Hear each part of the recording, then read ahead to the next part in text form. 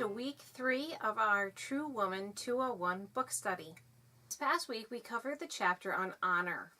A reverent woman lives a God-centered life. She wholeheartedly devoted to the Lord. She seeks to honor Him in every attitude, thought, and action. And that pretty well sums up everything that we studied in this chapter. Christianity is not a category of life, but the whole of our lives. Whether we are out shopping with friends, balancing a spreadsheet, or changing a diaper, we must always remember that we are engaged in sacred things. And then at the bottom of page 40 it says here, true reverence is more than just a transient feeling. It involves being ever mindful of God's presence and honoring Christ by being temple appropriate in everything you do. And I thought what she said on this isn't just a category of life. It's not like we should act appropriate when we're with our Christian friends, and when when we are with our secular friends, we should act another way. No, being reverent is something that is going to go throughout your life, and everybody should be able to see that reverence. And on page 46 on the bottom it says, reverence is an attitude of the heart. It should permeate every aspect of a woman's life. Again, we're not going to separate it and say, well, I'm going to act this way with Christian friends and this way with our secular friends. It ought to change the way we live, how we walk, how we talk, how we dress, how we carry ourselves. Your entire life should be known by this reverence or this honor that you should have. On day 3, we looked at dishonor and slander, and on page 49, it says, when we slander someone, we want the person to look bad and ourselves to look good. So at the root, slander is self-promotion. And how many times do we just say little things about someone else, and it's usually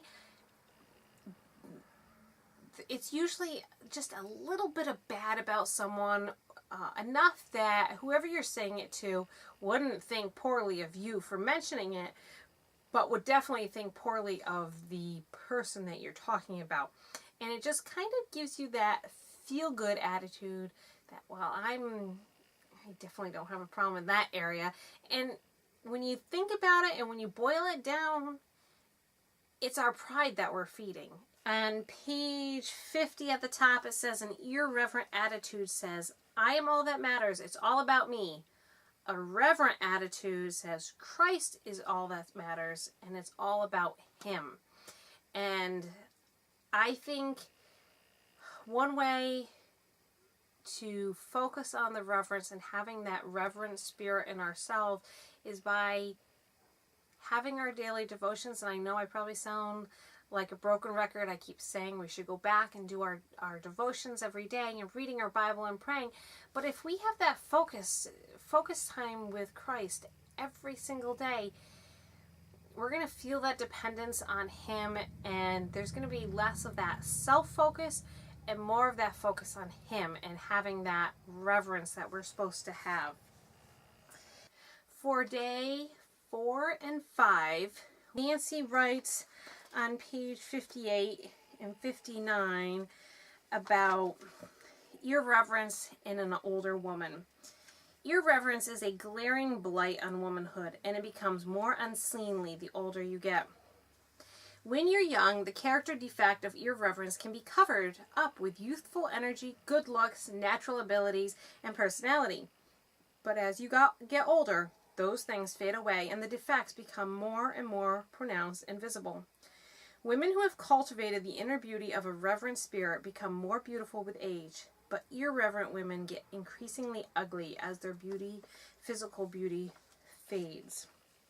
And on page 59, she writes, it takes time and attention to cultivate a truly godly and reverent spirit.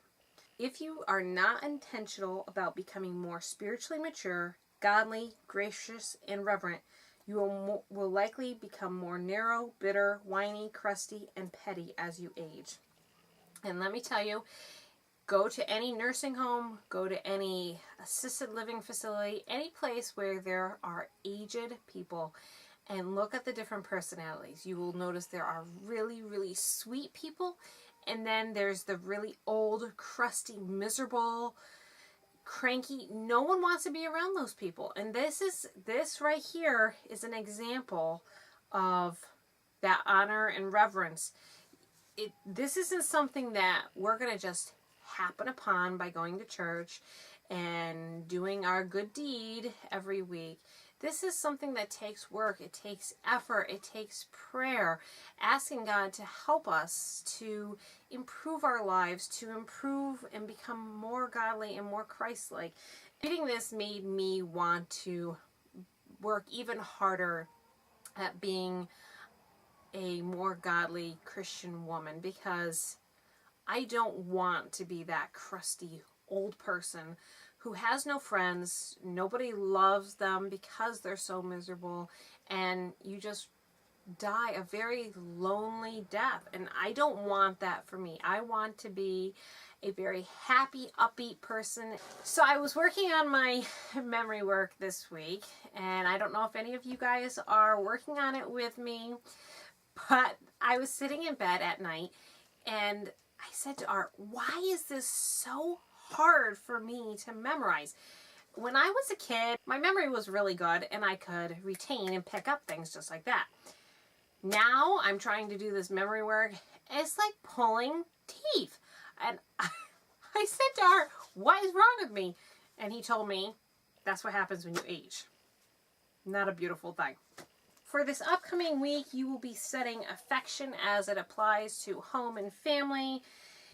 So that takes care of our week 3 review of our books, True Woman 201 book study.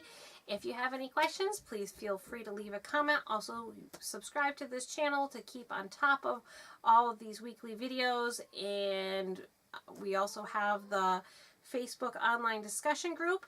The link will be in the description below, and I will see you next week for week 4. Have a great week.